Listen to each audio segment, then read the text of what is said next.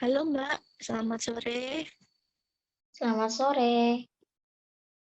Nah, di kesempatan sore hari ini, kira-kira apa yang apa yang membuat Mbak memutuskan untuk menghubungi saya sebagai konselor di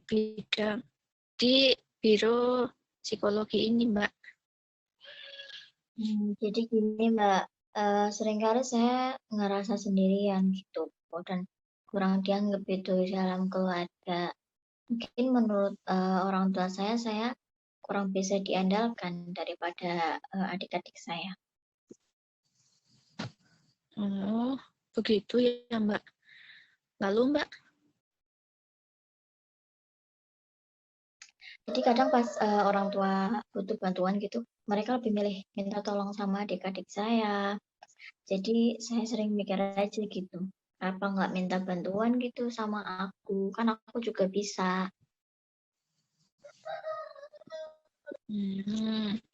Jadi Mbak berpikir kalau orang tua Mbak lebih mengandalkan dan mempercayai adik Mbak ya? Iya Mbak, kurang lebih seperti itu. Kira-kira sudah sejak kapan Mbak mendapat sikap seperti itu dari orang tua Mbak? Kira-kira sejak saya masuk umur 20-an sih Mbak.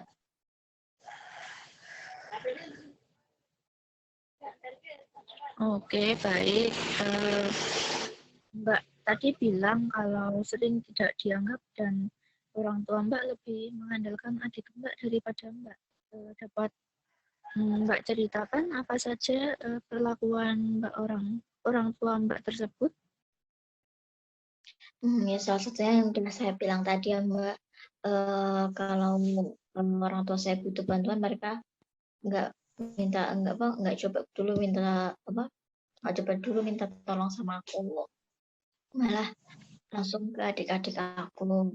Padahal aku juga nggak lagi sibuk dan bisa gitu untuk bantu. Selain itu kadang pas mau bantuin orang tua kadang suka nggak benar gitu, maksudnya ada aja yang salah, jadi saya jadi enggan gitu kalau mau bantu. Tapi giliran adik saya juga bantu, nggak ada yang salah gitu, jadi aman-aman aja kalau adik saya yang bantu, tapi dan saya yang turun tangan buat bantu, nah ada aja yang salah gitu Mbak.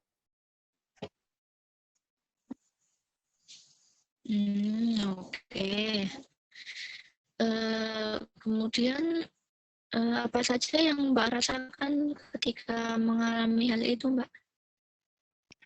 Yang pasti sih rasa sedih ya Mbak, terus kecewa juga, terus ya sedikit marah sih.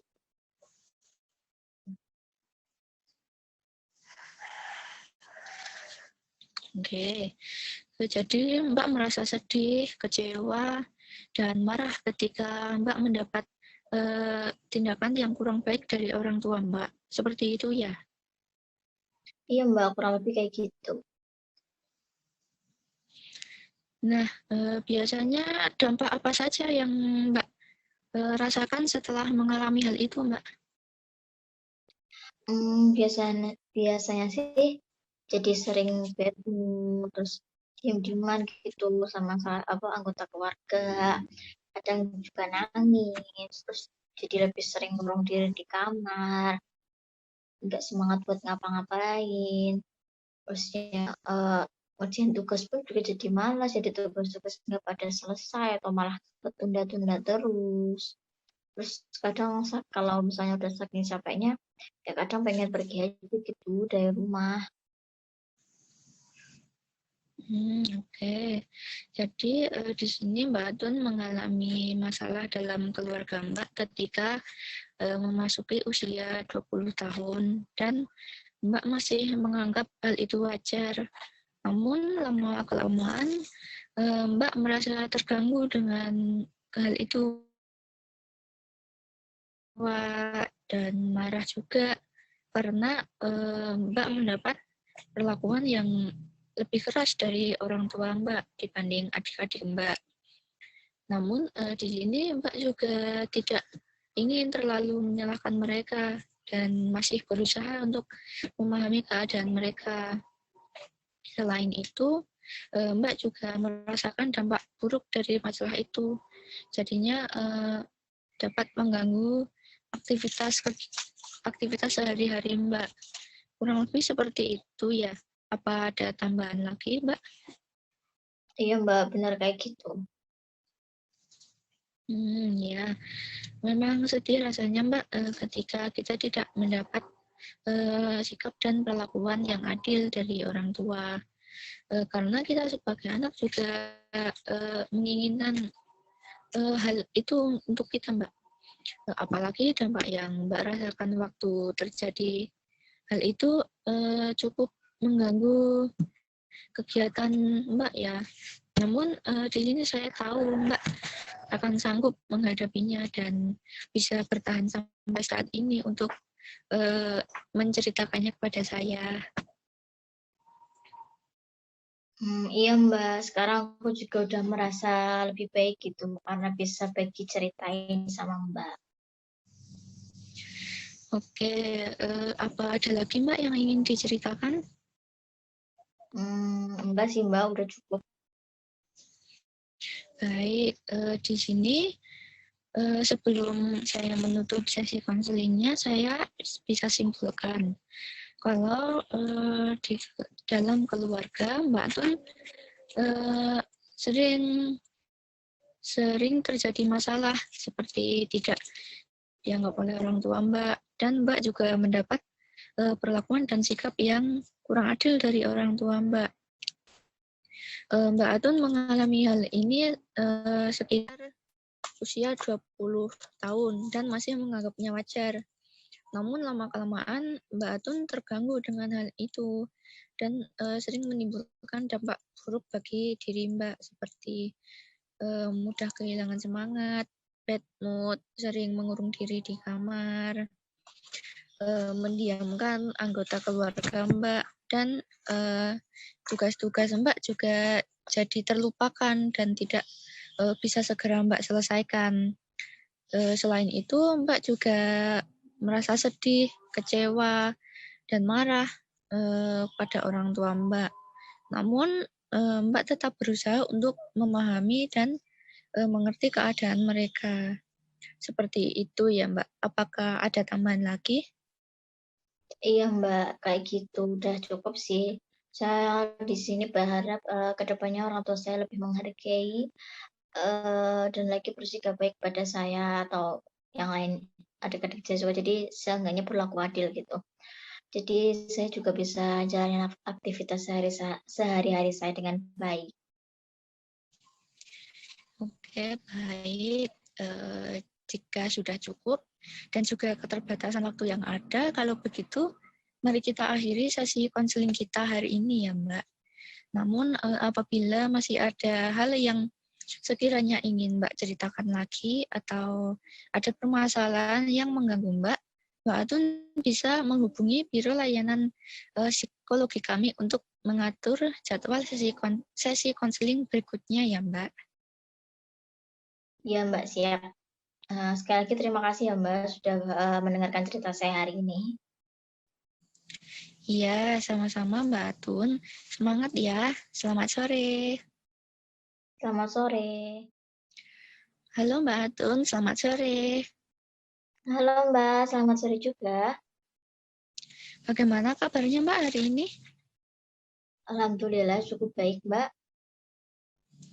Baik, selamat datang di sesi konseling kedua kita setelah sesi konseling pertama kita minggu lalu ya Mbak. Namun sebelumnya saya akan mengulas sedikit tentang apa yang sudah kita diskusikan di minggu kemarin. Nah, di keluarga Mbak Atun sering merasa tidak dianggap oleh orang tua Mbak. Mbak sering mendapat sikap dan perlakuan yang kurang adil dari orang tua Mbak. Dan itu seringkali lebih keras kepada Mbak daripada adik-adik Mbak. Kejadian-kejadian itu juga menimbulkan dampak buruk bagi Mbak, seperti sering kehilangan semangat, sering bad mood, mengurung diri di kamar, dan sering mencari aktivitas lain untuk meredam emosi Mbak. Dan juga Mbak juga sering mendiamkan anggota keluarga Mbak yang lain. Dan tugas-tugas Mbak juga menjadi terabaikan dan tidak bisa segera Mbak selesaikan. Di satu sisi, Mbak merasa sedih, kecewa, dan marah pada orang tua Mbak. Namun di sisi lain, Mbak tetap berusaha mengerti dengan kondisi orang tua Mbak. Kurang lebih seperti itu ya Mbak. Apakah ada tambahan? Ya nggak, iya Mbak, benar seperti itu. Udah cukup. Ya, tapi akhir-akhir ini saya jadi makin kurang nggak semangat nih Mbak. Terus dan lagi saya jadi malah merasa putus asa gitu. Seperti itu ya. Sebelumnya Mbak bilang kalau saat terjadi masalah itu Mbak Atun akan sering mengurung diri di kamar dan melakukan aktivitas lain untuk mengalihkan emosi Mbak ya. Iya benar Mbak. Saya juga jadi sering malas aja gitu kalau mau coba nawarin bantuan. Baik, Mbak Atun merasa punya kewajiban untuk membantu orang tua Mbak. Tapi di saat bersamaan Mbak merasa segan untuk menawarkan bantuan. Iya Mbak, benar. Oke, mungkin orang tua Mbak takut Mbak terlalu kelelahan karena Mbak sudah mengerjakan banyak tugas lain. Selain itu, orang tua Mbak juga mungkin sedang dalam kondisi kurang baik, jadi kurang tepat dalam memberi tahu Mbak Atun seperti itu. Iya sih Mbak, mungkin juga kayak gitu ya. Saya mau protes juga nggak bisa karena saya malas debat kan, jadi saya langsung masuk kamar aja gitu kalau udah dimarahin.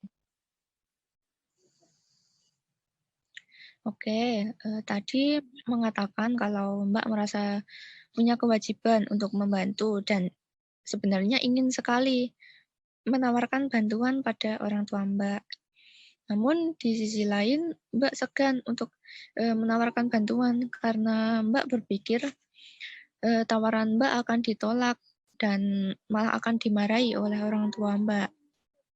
Iya Mbak, benar kayak gitu. Jadi saya harus gimana ya? Nah, baik Mbak Atun, konflik dalam keluarga itu sebenarnya saya juga sering mengalaminya dulu. Walaupun tidak sama persis seperti Mbak, namun saya banyak belajar dari konflik-konflik itu. Ketika terjadi masalah, saya malah mudah tersulut emosi Mbak dan protes ke orang tua, mengurung diri di kamar dan kehilangan nafsu makan. Kemudian saya berpikir kalau saya seperti ini terus, saya sendiri yang akan rugi. Kemudian perlahan-lahan saya mengubah sikap saya, Mbak, dan berlatih lebih sabar, lebih memperbaiki komunikasi dengan orang tua, lebih terbuka, dan lebih mengamati lagi kondisi orang tua kita seperti apa. Seperti itu, Mbak. Iya sih, benar juga ya Mbak. Jadi saya sekarang harus lebih bisa sih coba buat memahami kondisi orang tua saya, terus dan lagi lebih bisa buat kontrol emosi biar apa-apa nggak terlalu jadi beban gitu buat saya. Benar. Selain itu juga memperbaiki komunikasi juga hal yang bagus, Mbak. Mbak juga merasa kurang enak kan kalau suatu hari sama orang tua Mbak, Mbak Atun tidak bisa leluasa ngobrol sama mereka. Iya benar Mbak. Setelah ini saya akan coba gitu untuk memperbaiki komunikasi saya dengan keluarga saya aja. Dan lagi juga belajar buat memahami kondisi orang tua saya. Nah, baik. Semangat ya Mbak Atun. Selamat sore. Iya, selamat sore. Terima kasih, Kak. Iya. Halo, Assalamualaikum. Selamat sore, Kak. Halo Kak, Waalaikumsalam. Selamat sore. Oke, baik. Sebelumnya perkenalkan nama saya Atun. Di sini saya berbicara dengan siapa ya? Saya Jijah, Mbak. Baik, Mbak Ija. Mungkin ada yang bisa saya bantu? Jadi gini Mbak, akhir-akhir ini tuh saya sering banget overthinking, terutama sebelum tidur Mbak. Lalu, apakah bisa dijelaskan lebih lanjut? Saya overthinking itu kekhawatiran saya sama kuliah Mbak, terlebih sama nilai mata kuliah yang kurang saya kuasai. Gitu. Tadi Mbak Ija kan mengatakan bahwa Mbak merasa takut dan khawatir gitu terhadap nilai mata kuliah yang kurang begitu Mbak Ija kuasai. Bisa dijelaskan lebih lanjut nggak apa yang menyebabkan Mbak kurang menguasai mata kuliah tersebut? Iya, seperti apa ya Mbak, saya kurang menguasai mata kuliah itu karena memang sulit Mbak untuk dipahami dan saya juga kurang mengerti penjelasan yang dosen sampaikan. Oh gitu, jadi mata kuliah itu hanya pengulangannya doang. Iya Mbak, seperti itu. Bisa dijelaskan nggak gimana perasaan Mbak saat ini? Saya bingung Mbak harus bagaimana, tapi saya takut kalau nantinya nilai saya jelek dan harus mengulang mata kuliah itu. Apa Mbak Jija ngerasa cemas sama sedih gitu? Iya Mbak, saya merasa cemas dan sedih karena saya sudah berusaha untuk belajar lebih giat lagi, tapi masih merasa belum bisa menguasai mata kuliah itu. Jadi Mbak merasa cemas, takut, khawatir terhadap nilai mata kuliah yang kurang begitu Mbak Jija kuasai ya. Lalu apakah ada dampak yang mempengaruhi keseharian Mbak Jija dari perasaan yang Mbak rasakan itu? Ada Mbak, kalau sudah merasa cemas itu, saya makin sulit menyerap materi yang sedang saya coba pelajari. Jadinya malah gampang bad mood. Tugas-tugas juga nggak selesai, nafsu makan juga jadi berkurang, Mbak. Jadi secara nggak langsung perasaan-perasaan itu juga mengganggu aktivitas Mbak yang lain ya? Iya, Mbak, kayak gitu. Baik, di sini Mbak Ija merasakan takut, cemas, khawatir terhadap nilai-nilai mata kuliah yang belum Mbak Ija kuasai. Akan tetapi, dalam melakukan proses untuk belajar memahami sendiri materi yang belum Mbak Ija kuasai, ada beberapa hal yang menjadi dampak dari, perasaan yang Mbak Ija ini rasakan, seperti kesulitan dalam menyerap materi, tugas-tugas yang lain jadi nggak selesai, bad mood. Selain itu nafsu makannya juga turun. Apakah benar seperti itu? Iya, Mbak, kurang lebih seperti itu. Oke, baik. Jadi hal yang Mbak Iza rasakan itu juga saya alami dulu sewaktu saya masih sekolah. Jadi Mbak nggak perlu khawatir atas apa yang Mbak Iza rasakan. Mbak sudah hebat kok karena sudah berusaha untuk coba belajar sendiri untuk mendapatkan nilai bagus nantinya. Nggak apa-apa, karena setiap orang itu punya kemampuan sendiri-sendiri. Saya juga yakin, Mbak bisa kok melaluinya. Iya, Mbak, seperti itu. Mungkin apakah ada hal lain lagi yang ingin Mbak ceritakan? Tidak ada, Mbak, sudah cukup. Oke, baik. Kalau begitu berdasarkan counseling kita pada sore hari ini, saya mengambil kesimpulan bahwa, Mbak Ica ini sering ngerasa overthinking, khawatir, dan takut terhadap nilai mata kuliah yang kurang begitu Mbak Ica kuasai, terlebih, menjelang tidur. Kemudian Mbak ini kurang menguasai mata kuliah tersebut karena penjelasan dari dosen memang kurang bisa dipahami dan lagi, mata kuliah tersebut memerlukan pemahaman yang lebih. Terus kemudian perasaan yang Mbak Jija alami seperti takut, cemas, khawatir tadi mengganggu aktivitas keseharian Mbak Jija. Seperti Mbak jadinya ngerasa bad mood, terus tugas-tugas jadi nggak selesai, dan lagi nafsu makan Mbak Jija juga berkurang. Apakah benar seperti itu atau ada lagi yang ingin ditambahkan? Iya, Mbak, benar seperti itu. Oke, baik. Kalau begitu, saya akhiri ya sesi konseling kita pada sore hari ini. Namun apabila Mbak Jija masih ingin melakukan proses konseling, Mbak bisa menghubungi biro supaya bisa dilakukan pengaturan jadwal kembali. Iya, baik, Mbak. Terima kasih. Ya, sama-sama. Semangat Mbak Jija. Sampai jumpa. Assalamualaikum. Iya, Kak. Waalaikumsalam. Halo, Assalamualaikum. Selamat sore, Kak. Halo, Waalaikumsalam, Kak. Selamat sore. Kita ketemu lagi ya. Gimana kabarnya hari ini? Kurang baik nih, Kak. Oke, baik. Mbak Jija ini datang lagi karena ingin melanjutkan proses konseling kita sebelumnya ya. Iya, Kak. Oke, baik. Di sini saya akan mencoba sedikit mengulas pertemuan kita sebelumnya ya. Pada pertemuan sebelumnya, Mbak Jija bercerita kalau setiap menjelang tidur nih, Mbak Jija sering banget nih ngerasa overthinking terhadap nilai mata kuliah yang kurang begitu Mbak Jija kuasai. Mbak Jija merasa takut, khawatir akan mengulang mata kuliah tersebut tahun depan, karena Mbak Jija menganggap mata kuliah tersebut memang memerlukan pemahaman yang lebih. Dan lagi Mbak juga kurang memahami penjelasan dari dosen. Kemudian perasaan yang Mbak Jija rasakan juga mengganggu proses belajar yang coba Mbak Jija lakukan. Di mana ketika Mbak mulai merasa cemas, Mbak akhirnya malah menjadi bad mood. Alhasil tugasnya jadi nggak selesai, nafsu makan juga jadi menurun. Apakah benar seperti itu? Apakah mungkin ada yang terlewat atau ingin Mbak Ica tambahkan? Betul, Kak.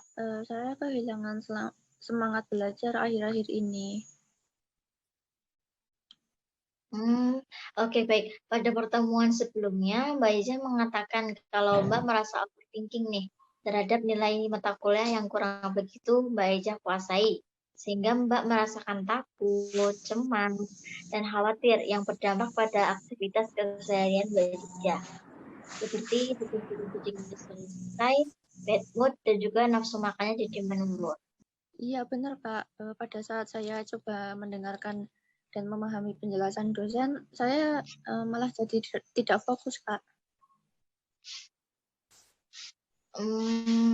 Tadi Mbak mengatakan kalau Mbak merasa khawatir terhadap nilai mata kuliah yang belum begitu Mbak Ica kuasai. Tapi Mbak malah nggak bisa fokus dalam memahami penjelasan dari dosen. Iya, gimana ya, Kak? Saya sudah berusaha buat dengerin penjelasan dosen karena saya tahu kalau saya kurang memahami materi itu. Tapi pas dosen jelasin itu rasanya kayak cuma lewat aja gitu, Mbak. Kayak masuk telinga kanan, keluar lagi lewat telinga kiri. Kayak gitu. Mungkin Mbak nggak bisa fokus sama penjelasan dari dosen karena Mbak sudah merasa jenuh dengan perkuliahan. Apalagi masih dilakukan secara daring ya. Iya, Mbak, itu salah satunya. Selain karena dosennya emang kadang kurang bisa dipahami penjelasannya, saya sudah nggak niat duluan sebelum mau join kelas online-nya. Jadi sering banget join kelas online-nya sekedar presensi aja. Oh gitu. Jadi Mbak Jija ini semakin nggak berminat gitu ya buat ngikutin pertemuan online saking jenuhnya. Iya, Mbak, kurang lebih kayak gitu. Jadinya saya merasa kayak buang waktu aja gitu. Oke. Tadi Mbak Jija yang bilang kalau Mbak merasa kurang memahami beberapa mata kuliah. Tapi pada saat mengikuti pertemuan online, Mbak merasa malas memperhatikan karena malah merasa hal itu membuang waktu. Iya kayak gitu Kak. Makanya saya juga jadi bingung. Gimana ya Kak baiknya? Gini, ketika saya kuliah, saya juga pernah mengalami hal yang serupa dengan yang Mbak Cici alami. Walaupun nggak begitu sama persis, tetapi garis besarnya nggak jauh beda. Ketika saya kuliah, di suatu waktu saya pengen nih bisa memahami mata kuliah yang juga kurang begitu saya kuasai. Akan tetapi untuk mendengarkan penjelasan dari dosen, saya kurang berminat. Selain karena penjelasan dari dosennya kurang bisa dipahami, dosen tersebut juga udah sepuh, jadinya penjelasannya memang kurang bisa untuk diterima. Namun pada saat hampir dekat waktu ujian nih, saya jadi bingung, panik harus gimana. Karena pada saat kuliah saya nggak mendengarkan penjelasan dari dosen atau berusaha memahami gitu. Alhasil saya coba nih buat belajar sendiri karena saya khawatir nggak lulus mata kuliah tersebut dan mengulang tahun depan. Saya coba untuk belajar memahami materi tersebut menggunakan versi saya sendiri.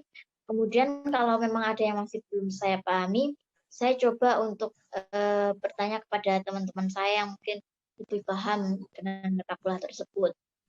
Setelah saya coba untuk memahami dan tanya kepada teman-teman saya masalah mata kuliah tadi yang kurang begitu saya pahami, saya jadi lebih ngerti dari mata kuliah tersebut dengan versi saya sendiri atau dengan cara saya sendiri.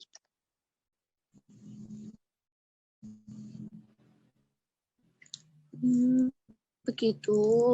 Ya benar juga ya Mbak. Kenapa saya nggak kepikiran buat tanya atau diskusi sama teman-teman saya dan coba untuk cari cara versi saya sendiri buat memahami mata kuliah itu, Mbak.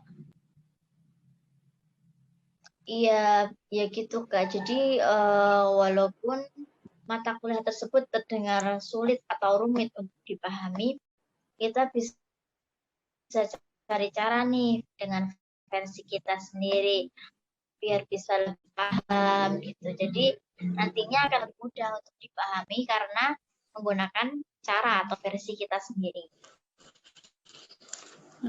Iya Mbak, benar juga ya. Selama ini saya merasa terbebani karena saya merasa takut nilai saya jelek karena susah untuk memahami materi dan penjelasan dari dosen. Padahal saya juga belum coba untuk mendalami mata kuliah itu dengan versi saya sendiri, Mbak, biar nantinya bisa lebih mudah saya pahami.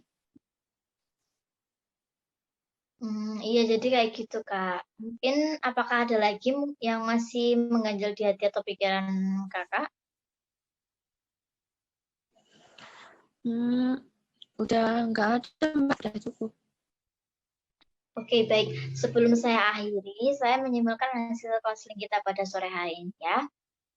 Jadi setelah sesi konseling kita pada pertemuan sebelumnya, Mbak Dijah mengalami kurang semangat dalam belajar dan sulit untuk fokus dalam memahami materi atau penjelasan yang disampaikan oleh dosen ketika perkuliahan berlangsung. Kemudian Mbak juga kurang bersemangat dan sulit memahami penjelasan dari dosen karena sudah merasa jenuh dengan perkuliahan yang dilaksanakan secara daring. Dan lagi dosen dari mata kuliah tersebut penjelasannya memang sulit untuk diterima. Sehingga Mbak merasa bahwa mengikuti pertemuan atau perkuliahan tersebut adalah hal yang membuang waktu. Apakah benar seperti itu atau ada yang terlewat? Iya Mbak, betul seperti itu. Saya saat ini saya akan coba untuk melakukan hal yang Mbak sampaikan tadi mengenai pelajari suatu hal atau suatu materi dengan versi saya sendiri Mbak, supaya saya lebih mudah untuk memahaminya. Iya, oke baik. Semoga keinginan yang Mbak inginkan nggak ada kendala dan berjalan dengan lancar ya Mbak. Kalau begitu saya akhiri sesi konseling kita pada sore hari ini. Namun apabila Mbak Iza masih ingin melakukan sesi konseling lagi, Mbak bisa menghubungi biro supaya dapat diatur kembali jadwal konselingnya. Iya, Kak. Terima kasih sudah memberi saya sedikit, ya banyak sih, sudah memberi saya solusi-solusi bagi saya, Mbak. Iya Kak, sama-sama. Semangat ya Mbak Ziza. Assalamualaikum. Iya, Mbak. Waalaikumsalam.